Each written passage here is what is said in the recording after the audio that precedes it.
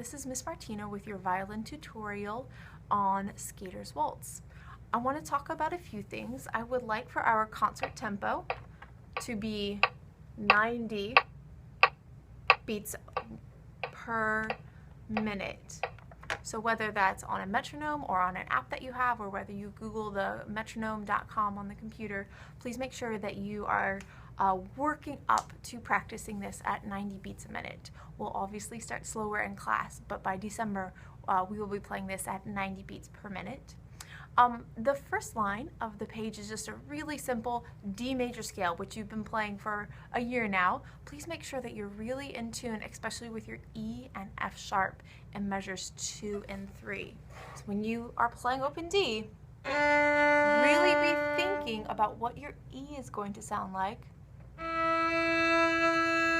And then F sharp is a nice big space, and G is close. Those first 4 notes are very simple, but they're going to set the tone for the rest of the piece. In measure 9, we have some fun bowing here. I'd like you to think of measure 9 as being a whole bow. The A in measure 10 is a half bow. The B is going to be playing quick bow all the way to your tip, and then 11 and 12 really slow bow. You're going to save your bow. You can either count during the dotted half note. You may count really slow bow right here, or you can count to 6. 1, 2, 3, 4, 5, 6, and that would be for the 3 beats in measure 11 and the 3 beats for measure 12. So we're going to have a whole bow, half, tip, and then either count to 6 or think in your head really slow bow right here. Let me show you what I mean. Measure 9. Try that again. Measure 9. Full bow. 1, 2, 3 on my tip. Half bow on the A. And now quick bow to your tip, B. And then either count to 6 or think really slow bow right here. 1, 2, 3, 4, 5, 6. I'll try that again. Full bow here. Half bow. Tip. Really slow bow right here. You're going to do the same bowing from 13 to 17. Full bow. Full bow here.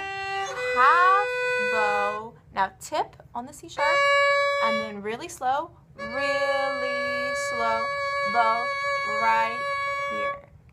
So once you get full bow, half, tip, and then 1, 2, 3 should be in the middle, 4, 5, 6 up to your frog. It would be, I want you to practice that just air bowing. Put your finger on your bow to practice where your string would be, and then practice saying it. You can count 1, 2, 3, half bow, tip, really slow bow right here. That's probably one of the most challenging parts, measure 9 to 17, but I know that you can do it, and we'll work on that together. Measure 17, you're invited to either use open E or 4th finger E. If you can get that 4th finger E really stretched up, there's a big space between 3rd finger D and 4th finger E. It should match your open E there. Please notice that at measure 23 we have something called a first ending. We will play from measure 9 all the way through the first ending, and the first time we're going to go back to measure 9. The second time, when we get to the end of that 3rd line, we're going to skip the first ending and go straight to the 2nd ending. So we'll go from this E to the D the 2nd time for the 2nd ending. Okay? So 9 to the first ending, repeat back to measure 9, and then don't play the first ending at 23 and 24. The 2nd time, you'll go to the 2nd ending at 25. At 27, you want to wait, then play, wait, then play. We often play on beat 1, but here I want you to rest on beat 1. At 27, rest, rest. And it's our our intuition to play on beat 1, but you want to write their weight because the violins do not have the melody at 27. And it's very simple there. F sharps, Gs, a couple As. At 43, we have some slurs, and I'd like you to practice these slurs. Okay? Practice the slurs just pulling your bow across the string for 3 beats. 1, 2, 3. Not that hard. You can either do it starting at your tip. 1, 2, 3. And when you play the notes at 43, you have only A's and B's. Not hard notes. You've known these for a long time. You're going to drop first finger B. For measure 43, have just play an open A, drop B on beat 2, and then lift it up for beat 3. Listen. Not too hard. At measure 44, we're going to do the opposite. Push B down for a nice B in tune, and then lift it up for beat 2 and drop it back down, going up bow. So it's going to sound like this. You want to keep your bow moving. So measure 43. Keep the bow moving. Keep it moving. Up to open A. Next measure, put B down and go opposite. Lift to A and then drop B. We're going to do the same thing at measure 47. Drop B. Next measure, put B down. Lift to open A. Drop B again. And then all the way up to high D. At 51, I will invite most of you to play open E's there.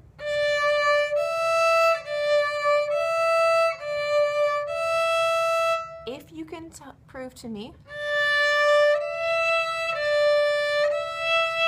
that you can get a 4th finger in tune, then you will be invited to use 4th finger E. We're going to have 2 different variations. At measure 51, we'll start on D,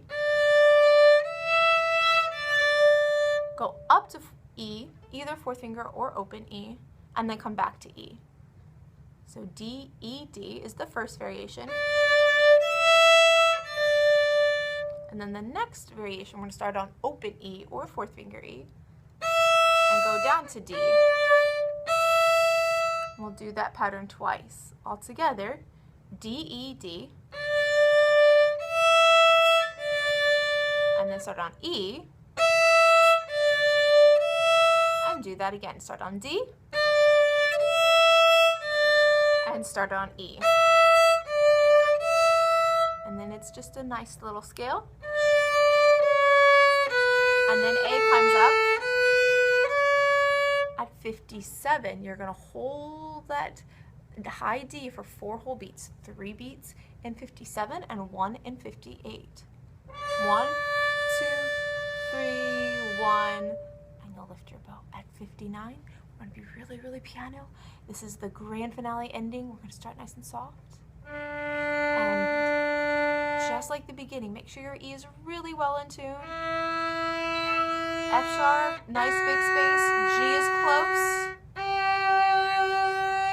And then a scale starting on 1st finger E, not open D, all the way up.